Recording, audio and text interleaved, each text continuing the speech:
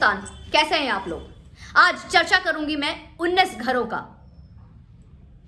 नहीं सुना खबर? सुनिए। भाजपा के वरिष्ठ नेता किरीट सोमैया ने आज एक बहुत बड़ा खुलासा किया है। अपने ट्विटर हैंडल पे उन्होंने ये खबर हम सब से आज साझा किया। दोस्तों, मुख्यमंत्री, हमारे महाराष्ट्र के मुख्यमंत्री उद्धव ठाकरे जी पे आज उन्होंने उनके 19 घरों का आरोप लगाया है। 1 2 3 4 5 6 7 8 9 10, काउंटिंग बहुत ज्यादा हो गई ना, 19 घर। यकीन नहीं हो रहा ना दोस्तों, मुझे भी सुनकर बहुत आश्चर्य हुआ था, लेकिन यह सच है। जी हां, उनके साथ साथ उन्होंने सबूत, साथ साथ उन्होंने पेपर्स, दस्तावेज भी ट्विटर हैंडल पे पोस्ट किया है, आप लोग देख सकते हैं।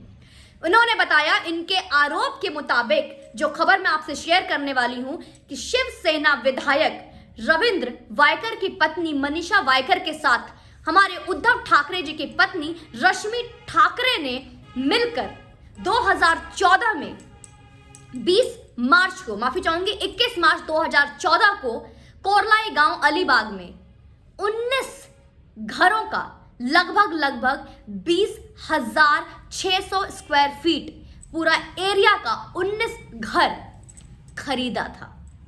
और ये किससे खरीदा था और ये बात कहां से कनेक्ट हो रही है, लीजिए फिर सुनिए। एक और चौंकाने वाली बात, अभी बीते टाइम में कुछ याद आया होगा आपको, हमारे अर्नब गोस्वामी जी को गिरफ्तार किया गया था एक उस केस के लिए कि अन्वय नायक को आत्महत्या के लिए उकसाया गया था और उन्होंने आत्महत्या कर लिया था। और इस केस के लिए घर से जबरदस्ती उठाकर लेकर भी गए और साथ में 1 हफ्ते तक जेल में भी डाला। तो ये कोरलाई गांव, ये अलीबाग और ये 19 घरों की कहानी ये कहीं दूर दूर से नहीं आ रही दोस्तों, ये सब आपस में कनेक्टेड है। जो अन्वय नायक से ही ये सारी चीजें ली गई थी, अन्वय नायक ने ही सारी ये डील की थी हमारे मुख्यमंत्री की पत्नी रश्मि ठाकरे से, और मनीषा जो कि शिवसेना विधायक की पत्नी है। दोनों का संयुक्त व्यापार है, माफी चाहूंगी संयुक्त प्यार है। लेकिन बात उठती है कि क्यों ये चुनावी हलफनामे में इस बात का हमें इल्म क्यों नहीं हुआ, हमें क्यों नहीं बताई गई।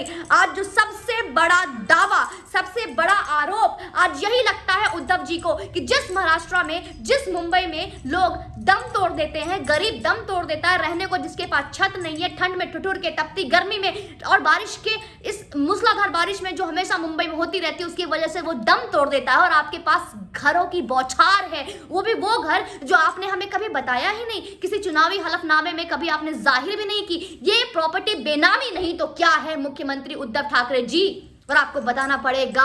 और हम जानना चाहते हैं कि आपने इस प्रॉपर्टी का नॉमिनेशन में, जब इलेक्शन नॉमिनेशन में आपने हमें जानकारी क्यों नहीं दी, आपने इस प्रॉपर्टीज को डिक्लेयर क्यों नहीं किया, इलेक्शन में डिक्लेरेशन में आपने क्यों नहीं बताया। और यही आरोप आज लगाते हैं किरीट सोमैया हुए पूरे दस्तावेज के साथ। ये कोई फेक रिपोर्ट नहीं है दोस्तों, उन्होंने खुद जाकर सारी छानबीन की और ये छानबीन तब शुरू हुई जब 2018 में आरोप लगा था अर्नब गोस्वामी पे, लेकिन उस वक्त भी कुछ नहीं था जब ये बातें अन्वय नायक का आत्महत्या की किस्सा सामने आई थी। लेकिन जब 2020 में फिर से ये पुराने किताब के पन्ने पलटे गए तो कहीं ना कहीं आज शिवसेना और उद्धव ठाकरे जी ने और संजय राउत और इस हमारे जो पवार साहब हैं, इनकी मदद से इन्होंने खुद अपने पैरों पे कुल्हाड़ी मारी और बहुत सारी ऐसी चीजें जो गुत्थी छुपी हुई थी, दबी हुई थी, वो खुलकर सामने आई। लेकिन बात यहां पर होती है 19 घर, कैन यू बीट दैट? 19 घर, एक साथ 19 घरों की डील होती है और इसके बारे में सरकार को कोई जानकारी नहीं दी जाती है। आखिर क्यों?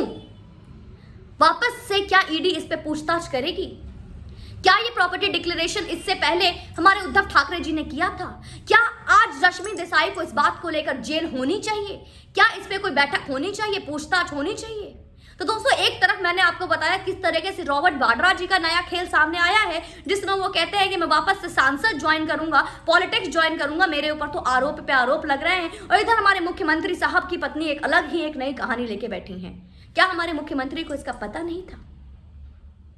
क्या उनको इसकी जानकारी नहीं थी?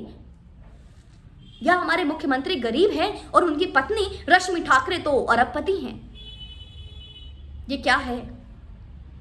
मैम किरीट सोमैया के लिए बहुत बहुत किरीट सोमैया जी ने आपने हमारे लिए इतनी जानकारी देश को दिखाया, देश को बताया और देश को एक नई कहानी से अवगत कराया, उसके लिए आपका बहुत बहुत साधुवाद, बहुत बहुत धन्यवाद। लेकिन दोस्तों सवाल यहाँ उठता है आज जो हम सबको चौंका के रख देता है, आखिर उद्धव ठाकरे जी ने इस प्रॉपर्टी के बारे में जानकारी क्यों नहीं दी, और अब जो जानकारी आ गई है तो उनके ऊपर कौन सी जांच होनी चाहिए, क्या उनके ऊपर जांच की बैठक बैठनी चाहिए या नहीं, इस वजह से क्या उनको अपने कुर्सी से निलंबित करना चाहिए या नहीं, क्या रश्मि ठाकरे के ऊपर ईडी की जांच होनी चाहिए या नहीं, या फिर जो मनीषा जो हमारे शिवसेना सांसद की विधायक की जो पत्नी है, जो उनका जो संयुक्त डील हुआ था, इस बात के लिए किस्सा होना चाहिए या नहीं। जब अर्नब गोस्वामी जी की जब खुद सर्वोच्च न्यायालय में, सुप्रीम कोर्ट में जब ये पूछताछ चल रही थी तो उस वक्त भी हुआ था,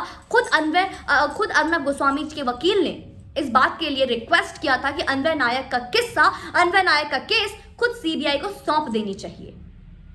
कभी ऐसा हो सकता है कि जिसके ऊपर इल्जाम लगा वो खुद कहता है कि आओ मेरी जांच करो, लेकिन ऐसा हुआ, हमने देखा। लेकिन अभी क्या सीबीआई, ईडी इन सब की जांच होनी चाहिए या नहीं, बहुत सारे सवाल उठते हैं। लेकिन आज कहीं ना कहीं बहुत बड़ा सवाल ये उठता है कि इस पे हमारी भारत सरकार, जो कि हमेशा से शिवसेना, कांग्रेस जो उंगली उठाती है कि सब कुछ बीजेपी करवा रही है, सब कुछ मोदी जी करवा रहे हैं, बीजेपी, ये क्या हमें बेवकूफ़ बनाने की कोशिश की जाती है? तो क्या हम नहीं समझते कि हमारी ईडी जो फाइनेंस मिनिस्टर है जो उनके अंदर आती है, और सीतारमण जी की और हमारी सरकार अगर कहते हैं कि बीजेपी की सरकार है, तो क्यों सीतारमण जी इस पर कोई एक्शन नहीं लेती? तो ये बीजेपी, कांग्रेस, शिवसेना, भारत की जनता नहीं चलेगी, ये नहीं सुनेगी। हमें न्याय चाहिए, और न्याय तभी मिलेगा जब वो हमारे आंखों के सामने दिखेगी। तो हमें बरगलाने की कोशिश ना किया जाए। और मैं अपने भारत के फाइनेंस मिनिस्टर से मैं हाथ जोड़ के रिक्वेस्ट करूंगी कि आज जो ये 19 घरों की प्रॉपर्टी की बात सामने आई है, इतना ज़्यादा बड़ा घोटाला जहां पे हमारे पैरों तले जमीन खिसक जाती है, जिसे यकीन करना मुश्किल हो जाता है। दोस्तों 1 घर, 2 घर, 5 घर प्रॉपर्टी का समझ में आता है, 19 घरों की डील। बिलीव नहीं हो रहा ना आपको? मुझे भी नहीं हुआ था, लेकिन ये सच है। उद्धव ठाकरे जी, दूसरों को गाली देना, दूसरों पे उंगली उठाना बहुत आसान है, लेकिन आप मुझे बताइए इसका जवाब हमें कौन देगा? और हम जानना चाहते हैं, जनता जानना चाहती है कि आपने बहुत बेवकूफ़ बनाया, बहुत लोगों पे उंगली उठाई, अब अपनी प्रॉपर्टी का बताइए। दूसरों की प्रॉपर्टी तो तोड़वा दी, अपनी प्रॉपर्टी भी तोड़वा देते तो शायद बच जाते। दोस्तों इस पे आपका क्या कहना है, आप हमें कमेंट बॉक्स में ज़रूर बताइएगा। जय हिंद, वंदे मातरम। मान गए गुरु? उद्धव जी, बॉस आपकी वाइफ तो अरबपति है।